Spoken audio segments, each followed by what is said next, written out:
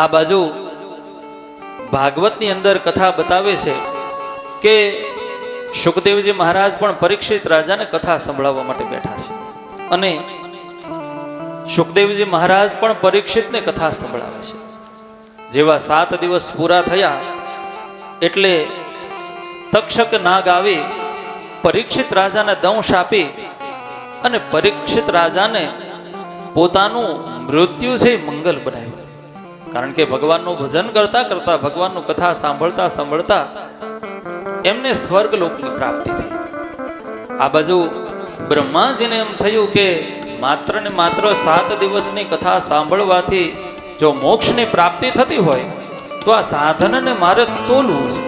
એટલે એક બાજુ એ બ્રહ્માજીએ એ ભાગવત શાસ્ત્ર મૂક્યું અને એક બાજુ બીજા પુરાણો મૂકવામાં આવ્યા. પણ એ જેટલા પણ પુરાણો હતા એ બધા જ પુરાણોની તુલનાએ ભાગવત પુરાણ છે શ્રેષ્ઠ ગણવામાં આવ્યું. એટલા માટે પિતૃઓની પાછળ ભાગવત કથા કરવામાં આવે છે.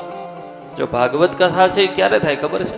આપણે શું બોલીએ કે પિતૃઓના મોક્ષ માટે થઈને આપણે ભાગવત કથા કરીએ, પણ અમારા ગુરુદેવ ભગવાન એવું કહે કે ભાગવત કથા એ જ કરી શકે, ભાગવત કથા કરવા માટેનો વિચાર એને જ આવે કે જેના પિતૃઓ મોક્ષે જતા રહ્યા છે. પિતૃઓના મોક્ષાર્થે કથા નથી કરવાની, પણ તમને વિચાર એટલા માટે આવ્યો છે કે તમારા ખરેખર પિતૃઓ મોક્ષને પામી ગયા છે, એટલા માટે થઈ તમે અહીંયા બેસીને ભગવત ભજન ભગવત કથા કરો.